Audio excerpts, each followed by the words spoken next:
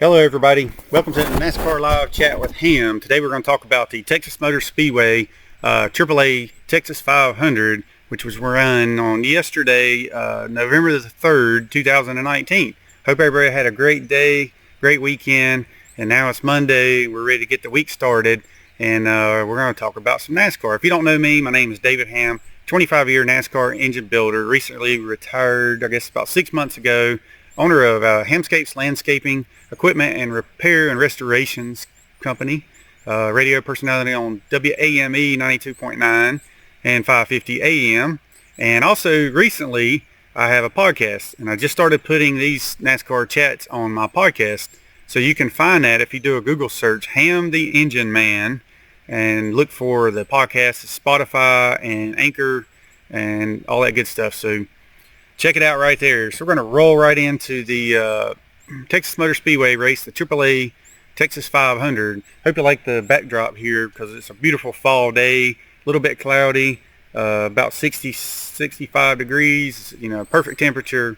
Got my nice new, Patagonia shirt on, a little bit fancy right now. My dogs are running around up and down the steps, but this is the Hampstead or Hamscapes. I'd say the back 10 acres or so.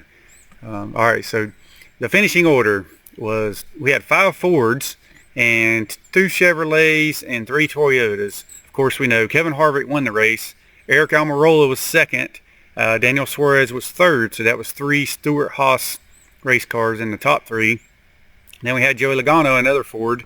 So 4 Fords in the top 10. We had Alex Bowman, Martin Truex, Kyle Busch, Ryan Blaney, Kurt Busch, and Eric Jones rounding out the top 10. I also want to say Happy Veterans Day to all my veteran friends, and comment below and tell me what branch of the service you were in, and thank you very much for your service. I'll be playing some Veterans Day tunes on the Drive at 5 this afternoon with the Monday Country Ham Jam on 92.9 or WAMEradio.com for more information.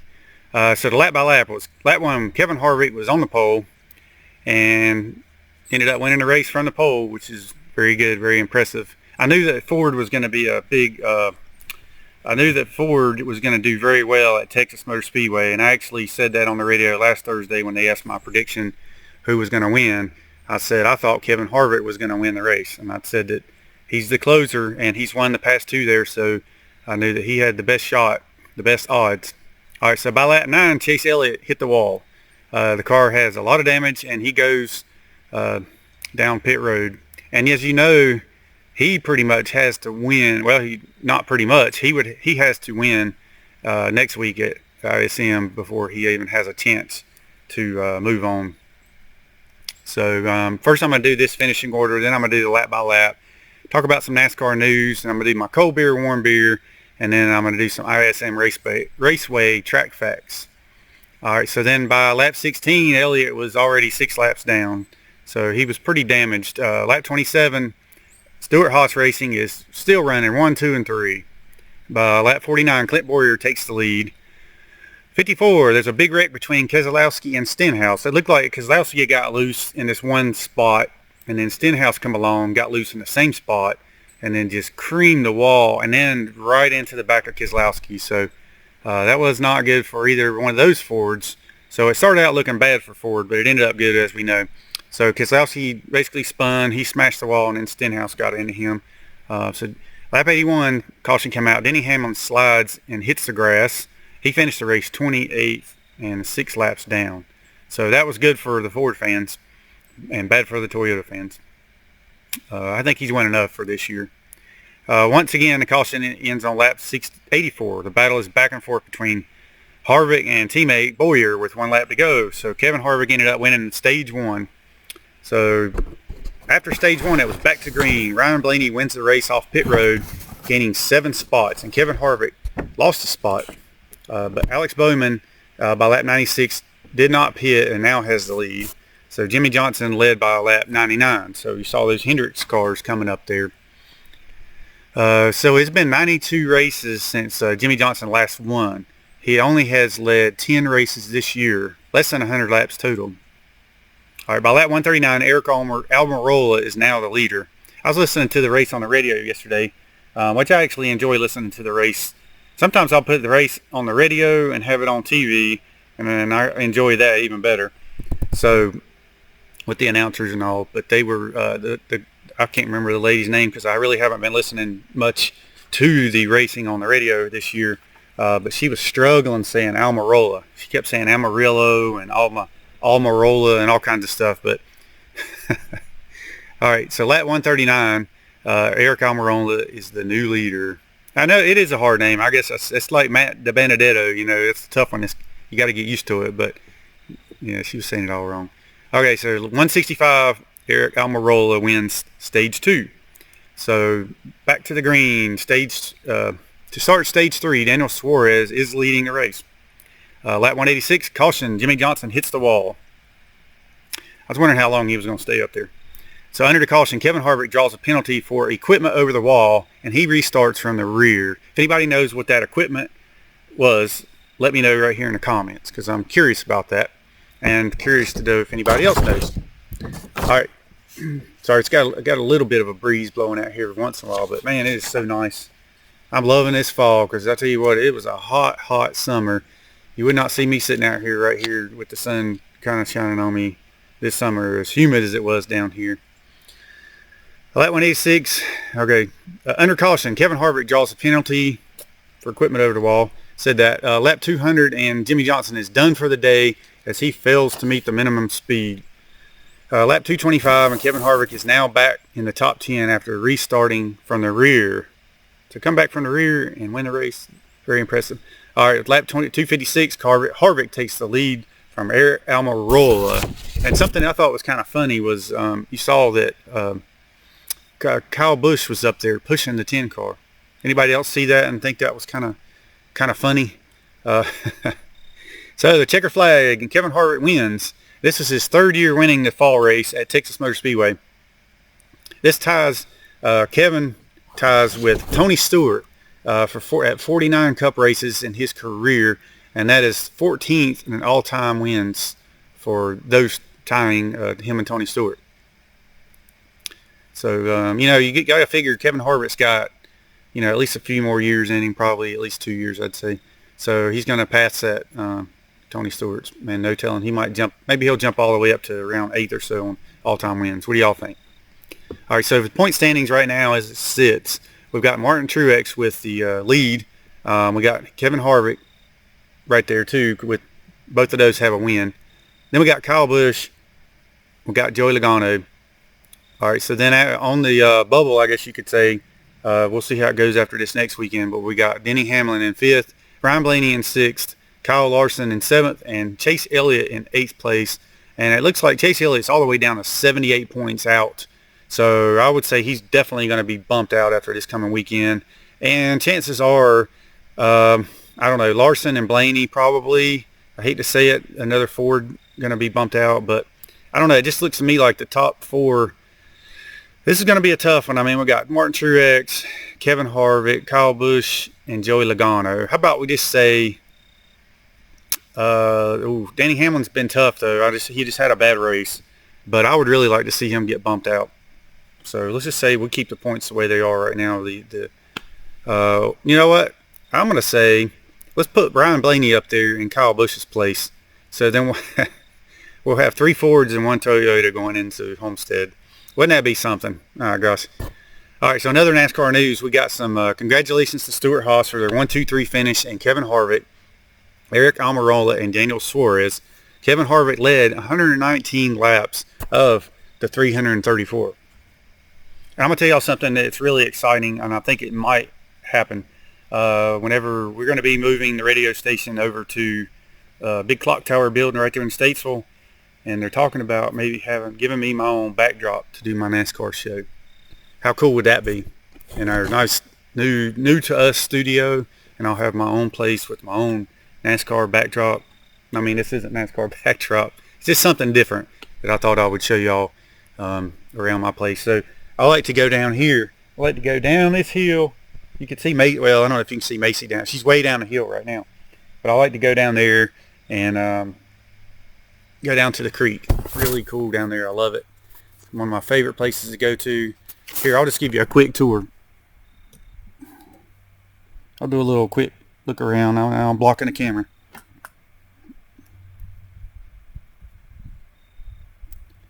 Alright, there's my other shop out there to the right. And the dogs are now right down the hill behind me. Let's go around this way. Oops, sorry. Right up here. My shop's up there. Right up there on the hill. My shop, my American flag, of course. Alright. So yeah, that's my back porch, my back 40, I guess you could say. Sometimes that's what I say, my back 40, but my back 10. And I see Macy down there. She is, oh, over here, right there. Macy and Charlie. They love it down here. They love going down and hanging out down by the creek in the woods. All that good stuff. Alright, so back to the racing. So I printed out my notes this time instead of reading them off my computer, so I don't really need my glasses. But I did have some notes here that I printed off on one of my note things, and look how big those are. Yeah, I could definitely read those. Alright, get back in focus now. Okay, so we had Kyle Busch said the other day that he is not going to run any Xfinity races in 2020. Only Cup and truck races. That's good news for the Xfinity guys, you know. I guess give him a chance because he has been known to rack up all the wins over the past while. All right, in the rookie point standings right now stand Daniel Hemrick is 489 points, Ryan Preece 484, and Matt Tifft at 352. But Matt is dropping down because obviously he's not racing right now. He's been replaced by John Hunter Nemechek for these races at least. I guess for the next 2 races. So speaking of John Hunter did really good. I'm going to get to that in just a few minutes though. But he was racing as well as his dad, Joe Nemechek. And I don't know if I put this on my notes to tell anything. I'll just go ahead and tell it. I don't know where he finished yet, but John Hunter Nemechek, I was building engines for his dad when he was born. And so that was really cool because I had just met John Nemechek. That he was a truck series driver, that he ended up getting killed in Miami Homestead. I believe it was 1997. I had just met him, and he was, like I said, he was a truck series driver. And they had these big open windows on the driver's side of their trucks. And the seat was kind of near the window. So apparently he hit the wall. Well, I say apparently, I've seen it. He hit the wall, and his head basically hit the wall. And so that was not good. And so he ended up passing away. I went to his memorial service and all that stuff down in Mooresville. And I was building engines for his brother at the time. And then John Hunter was born. They named him after John. And so I asked Joe, I said, how do you like being a dad? You know, and he said, it's definitely different because Joe Nemechek, he was a workaholic. I mean, he had his own race shop, Nemco Motorsports. He ran in the Busch Series, and he worked all the time. And he said, well, one of the things is I've learned to not have to work so much because I really like to go home and see my son and spend time with my family. You know, Andrea was always, well, she was around him a lot too. So, I mean, it's not like he didn't want to go home because he didn't want to go home to his wife or whatever. But he did spend a lot of time in that race shop because that was his thing. You know, he was basically, I guess you could say, he was addicted to racing. All right. I was his Jackman at the time too because Robbie Gordon had came to drive for us that year, and we started out the season as a Jackman for Robbie Gordon, and about halfway through the season I switched over to Jack Nemechek because Robbie Gordon was kind of showing himself. Wasn't, one time we got in a wreck at Bristol and he gets out of the car and says he was done, that kind of stuff. So we ended up switching him over to the B team, and then our pit crew went over to Nemechek, switched him to the A team. So at that point I was building engines and Jackman for him. All right, so Kevin Harvick won the fall race, as I mentioned, for the 3rd straight year. He advances to Homestead for the 5th time in 6 years. Here leaves wrestling. That's my dogs hanging out. Career pole number 31 for Kevin Harvick, 6 with Richard Childress Racing, and 25 with Stuart Haas Racing. How about that? Oscar Mayer extends sponsorship with the 6 car Ryan Newman through 2021. Can't blame him for that because he has done an excellent job coming into that car over at Roush and really stepped up their program because they've been struggling for the past few years. But he has been the most consistent. I was listening to the radio yesterday, and he was about to get lapped by Harvick, and he was actually racing with Harvick. Like, he wasn't going to let him by. And what is the nickname they call him? He's so hard to pass. They have a nickname for him. Let's see. Oscar Mayer, I already said that. Mars multi-year renewal with NASCAR, the official chocolate of NASCAR. For over 20 years, Mars entered a team sponsor nearly 30 years ago and has increased partnership ever since. Yeah, the Mars company has been around forever. You think about it, back when Ernie Irvin was driving the old Skittles car, 36 car, Mars. And I know before then they had Rick Wilson driving the old Snickers car, so yeah, they've been around a really long time. And then, of course, with us at Robert Yates Racing, when we had the Ricky Rudd in the Snickers car, we had Elliott Sadler in the M&Ms. Yeah, so you go on back. Mars has been in there a long time. And I've met the Mars ladies, really nice people. And then when we were over at Scott and Janice, and the Mars family came for a party one time whenever we were racing in the area. So let's see what else is going on. The new Camaro is changing to the Camaro ZL1 or 1LE, replacing Camaro ZL1. That came out last year. The Hendrick Motorsports driver said that it's hard to push other Chevys as the current nose comes to a point. The new one will be more rounded off. You know what? I've got a picture of that.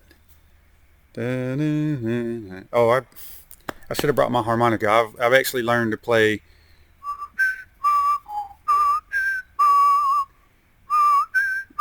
All right. There. You can see.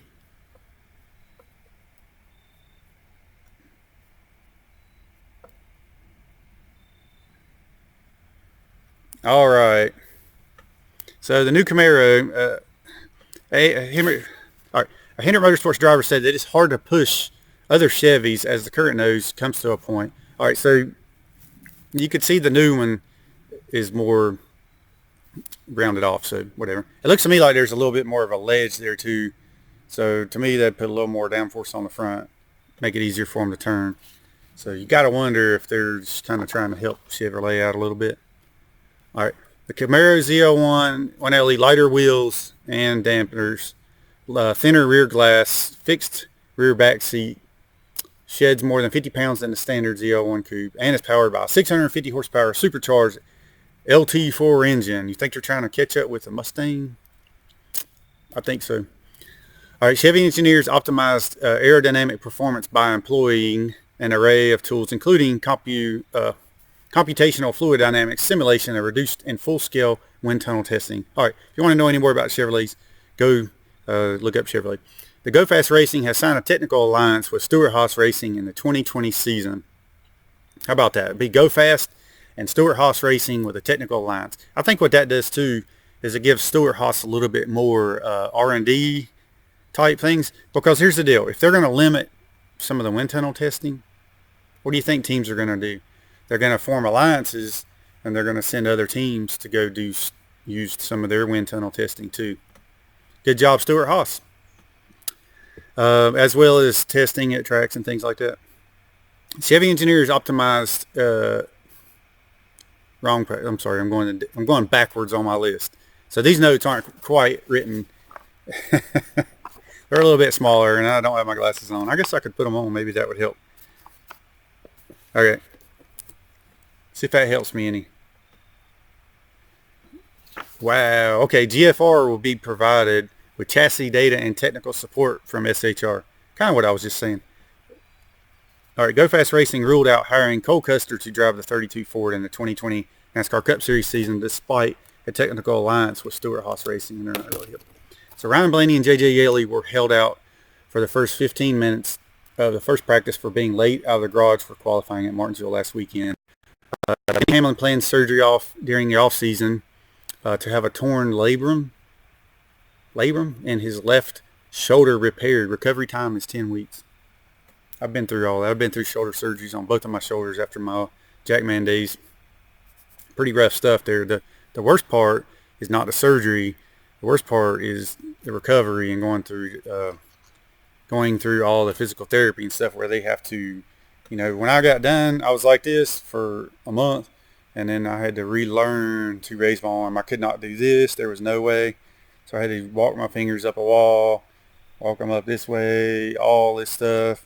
A lot of people, when they have those surgeries, they don't even ever regain that range of motion. And I had knee surgery also. Okay, all of those as a result of being a Jackman, most likely, and playing softball. Let's see what else we got going on. Ryan Blaney and J.J. Yaley were... Read that. Denny Hamlin plays... Congratulations, Chip Ganassi. Sorry, y'all. My brain's going all over the place. Congratulations, Chip Ganassi, on being the recipient of the 2018 Bruton Smith Legend Award for his willingness and desire to bring innovation to the motorsports industry. All right, Chip Ganassi announced Kurt Busch and Monster Energy have signed a multi-year extension to stay with the team. So I guess Monster Energy is going to stay in NASCAR, just not as the primary sponsor for NASCAR. So Austin Dillon, Ricky Stenhouse, and Jimmy Johnson both failed, or all three failed tech. Parker Kligerman, Denny Hamlin, Daniel Hemrick had lug nut infractions. Kyle Larson to R&D. A father and son were in a cup race today. This is what we were talking about earlier. First time since 2005 that a father and son. Anybody know? I thought there would have been somebody since then. So if anybody knows of any other father-son since then, tell me about it. I know there's been a lot of sons from NASCAR drivers, but so Joe Nemechek, Don Hunter Nemechek, the younger, is driving for Matt Tith, who was sidelined for the remainder of 2019 for medical issues. He had a seizure apparently. So yeah. Okay, we're gonna go to the cold beer, warm beer, and then I'm gonna get into a little bit of the Hamm's hanky right quick. Cold beer, warm beer. So Kevin Harvick won at Texas for the third straight year. He gets a cold beer. It is his 49th Cup career win, ties with team owner Stewart-Haas, Tony Stewart, and they are both now at the 14 all-time wins. So Stewart-Haas racing finished 1, 2, 3. So they get a cold beer with Kevin, Eric, and Daniel. Joey Logano, fourth place finish, helps him hold the final transfer spot. John Hunter made his first Cup career start. All right, so the warm beer goes to, so a cold beer to John Hunter. Good job. Warm beer goes to Brad Keselowski. Said he was being passed, swung by the fence, and it hit, saying he was embarrassed. He hit it, saying he embarrassed it. Oh, shit. So he said he swung for the fence and hit it, saying he is embarrassed. So that's what I was talking about earlier. It looked like he comes up around the track, and he bam, and then looked to me like Stenhouse hit the same spot. So I don't know if there was oil on the track or what the deal was. No telling. Let's see. Let's get a warm beer. Chase Elliott is in a must-win situation. Ended up wrecking on the 9th lap. So he did not have a good day. Denny Hamlin got loose in the traction compound, causing him to get into the grass. His car hit a paved section and launched him, causing him to land hard in the grass and tore up his car. He is 20 points outside the transfer spot now. My dad's down there right now. What you looking for, Dad? Nothing. All right, so Blue Green Vacations 500 track facts. This is going into the next race at ISM Speedway in Arizona. So this is held at Avondale Park, Arizona. All right, so one of the 5 races that are measured in kilometers. So it's a 312-mile race. In 2020, it will be a championship race replacing Homestead as the final race of the season, at least for next year. We'll see what happens after that. Arizona or Phoenix, they put a lot of money into that track, as we've heard before. So we'll see how that goes. The race has had 19 different sponsors. The driver with the most wins. Give me your answer right here. Who has the most wins at Phoenix? And I think most of us probably know this. I'll just hold off on giving the answer to that. The team with the most wins is what team? Okay.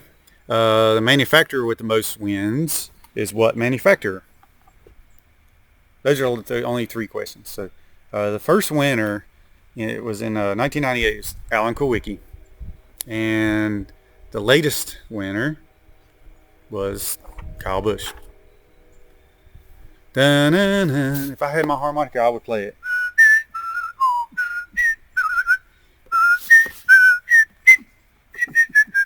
All right, while y'all are thinking about the answers, I'll go ahead and tell you this little story. So when I was with the Kyle Petty, 1995, we put this car together. You know, I've mentioned this before, but we painted all the cars black because of some things that were going on at Charlotte. And Kyle got penalized, and he ended up breaking the transmission. We changed the transmission, come back out, then he takes off out of the pit. We figured out he had a bent valve because he revved the thing up so much. As soon as I dropped the jack, he was fishtailing it on out of there, throwing lug nuts and everything else.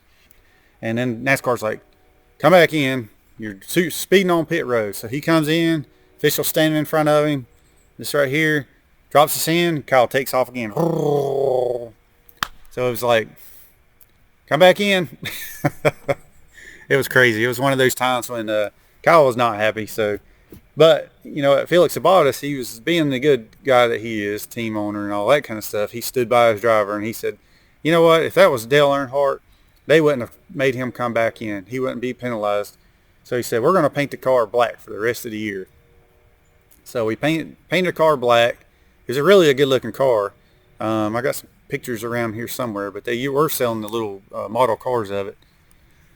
So we went to Phoenix. You know, it was like Phoenix, Homestead. It was Rockingham.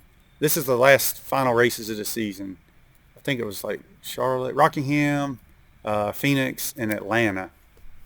All right, so we went to Phoenix, and the car was black, and we had a big old picture of Elvira on the hood of the car. You know, big Elvira, the deal, you know, with the bosoms, the whole, or cleavage, you know, the whole deal. So we ended up, we get to the track, NASCAR's like, that's got to go. We don't like that. So NASCAR made us pull that decal off the hood.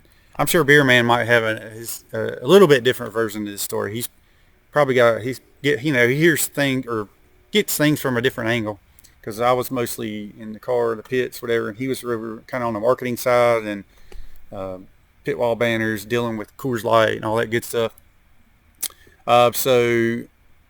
Montgomery Lee, Kyle's daughter, I guess Kyle had her draw out a pumpkin, so they ended up making this big old decal of this pumpkin that Montgomery Lee did. And you can Google search the Great Pumpkin Car, or that car. And so we put that decal on the hood, and so now when you see that car, it's got the big pumpkin on it instead of Elvira. But I wonder if anybody's got a picture of the car when it was Elvira, you know, or did we changed it before we ended up getting a picture with it. Okay, so we'll go back to who has the most wins at Phoenix. The driver with the most wins was Kevin Harvick, of course, with 9 wins. So who's our prediction for winning this week? Kevin Harvick. All right, so the team with the most wins is Hendrick. The manufacturer with the most wins is Chevrolet. So who wants to say Harvick who's going to say he's going to win this weekend, and then he's going to go into Homestead with the points lead and end up winning Homestead? Okay. I mean, look how strong he was this weekend. So we shall see. All right, so I'm going to go a little Hamm's hanky right quick. Let's see what else I got here. Yeah, I'll do a few more things. But another thing in the news. Hold on. Roger Penske has purchased Indianapolis Motor Speedway and the Indy Racing Series. So how big is that? I think that was actually breaking news today. So when asked if Indy and NASCAR are about to become best friends, Mr. Penske replied, "We've got to break the glass on some of these things. We've got to try some things. I'm prepared to take a risk." So we shall see. Kyle Busch to complete in the Rolex 24 race at Daytona. That was the one I'm missing from my other note earlier that says he wasn't going to be running in the Xfinity race anymore. Today is Veterans Day. If you have any excess candy left over from Halloween, there are places you can take it to be sent to the troops in care packages for Christmas, but no chocolates, please. So yes, if you want to send any leftover candy to the troops, it's Veterans Day, so maybe you can do it this week, but don't send any chocolate. That's the website is soldiersangels.org, and then it'll be like /treatsfortroops.html. So we need to do that. Take care of our troops over there fighting for our freedom, keeping us safe. Okay, so Hamm's Hanky, a segment we started a couple months ago, I guess it was. It's kind of been hit or miss, but I'm going to say, all right, so there's been a couple things come up. Dale Jarrett was saying that Joe Logano spun intentionally at Martinsville. Maybe, okay. And then another one is Kyle Larson saying that Bubba spun at Texas. And he demands penalties. It admits that he's done it. But you know what? Back in the day, and they still do it, drivers will spin intentionally. It used to be really easy for drivers to keep things inside the car that they could throw out and cause a caution if we needed it. I've been witness to our drivers years ago at Sabco, actually Felix Bottas coming over the radio. We sure could use a caution right now. And then we'd have one of our drivers just stop on the track. I mean, we're talking, I think the statute of limitations is over now. That's been over 25 years ago.